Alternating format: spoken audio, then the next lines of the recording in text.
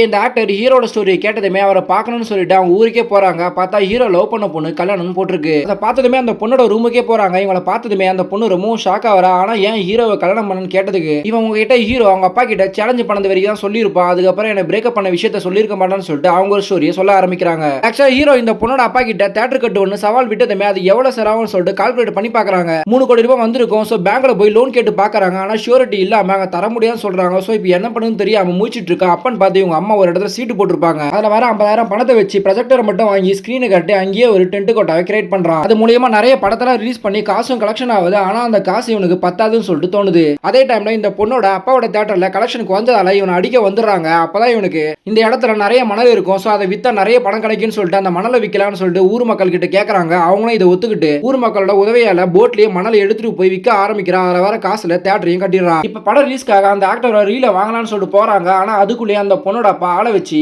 அந்த மொத்த படத்தோட ரீலையே வாங்கிறாரு. சோ இவன் வேற வழி இல்லாம அந்த ப்ரொடியூசரை பார்த்து மீட் பண்ணி பேசலாம்னு சொல்லிட்டு சென்னைக்கே போறாரு. ஆனா அவர் ஏற்கனவே வித்த ரீல நம்மளால தர முடியாது சொல்லிட்டு எவ்வளவு சொல்லி பாக்குறாங்க. ஹீரோ எவ்வளவு கெஞ்சி பாக்குறான். அதனால இவரு அவருக்கு தெரிஞ்ச பெரிய ப்ரொடியூசர் கிட்ட கேட்டு பார்க்கலாம்னு சொல்லிட்டு அங்க போய் உட்காந்துட்டு இருக்காங்க. அப்பதான் சூர்யா இவரு கால் பண்ணிருப்பாரு. சூர்யா படம் நின்னு போச்சு. 3 கோடி ரூபாய் பணம் கேட்டிருப்பாரு. ஆனா இவர் அவங்க பையன் நடிக்க சொல்லி இவரை சப்போர்ட்டிங் கேரக்டர் தான் பண்ண சொல்லிருப்பாங்க. இதை கேட்டதுமே ஹீரோக்கு கோவம் வந்துருது. அந்த ப்ரொடியூசரை திட்டிட்டு வீட்டுக்கு வந்து யோசிக்கிறான். நமக்கு தைரியம் கொடுத்து இந்த அளவுக்கு வந்தது காரணமே அந்த ஆக்டர் தான். சோ அவரோட படம் மட்டும் நின்னு போக கூடாது முடிவெடுத்து இந்த பொண்ணோட அப்பா வீட்டுக்கு போயிட்டு இந்த தியேட்டர் நான் விற்க போறேன். 3 கோடி ரூபாய் பணம் கேட்கறான். சோ அவருமே நம்மளோட பொண்ணை விட்டு பிரிய போறான்னு சொல்லிட்டு 3 கோடி ரூபாய் பணத்தை அந்த பொண்ணு மூலமா கொடுத்து அனுப்புறாங்க. அந்த பொண்ணு இதை கேட்டுட்டு ஒரு ஆக்டருக்காக என்னையே வித்திரியேன்னு சொல்லிட்டு சண்டை போட்டு பிரேக் பண்ணிட்டு அந்த பணத்தை கொடுத்துட்டு அங்க வந்துடுறா. இப்போ இதெல்லாம் கேட்ட இந்த ஆக்டருக்கு மனசே உடைஞ்சு போகுது. எனக்காக ஏன் அவ்வளவு பண்றான்னு சொல்லிட்டு ரொம்பவும் ஃபீல் பண்றாரு. ஆனா அந்த பொண்ணு கிட்ட அவன் பண்ணது ரொம்பவும் தப்புதான். இருந்தாலுமே அந்த மாதிரி ஒரு பையனை நீ மிஸ் பண்ணிடான்னு சொல்லிட்டு போறாரு. அப்பன்னு பார்த்து சம மழை பஞ்சு ஹீரோட ஒரு வெள்ளத்துல மூழ்கிட்டு இருக்கு. இருந்தாலுமே இந்த ஆக்டர் ஹீரோ பார்த்தே அவனு சொல்லிட்டு உள்ள போறாரு. ஹீரோவும் அந்த ஊர் மக்களும் வெள்ளம் அதிகமா வந்ததெல்லாம் தியேட்டர்ல உட்காந்துட்டு இருக்காங்க. இது தெரிஞ்சமே இந்த ஆக்டர் அங்கேயே போய் பாக்குறாரு. இந்த ஆக்டரை பார்த்ததுமே ஹீரோக்கு ரொம்ப ஷாக் ஆகுது.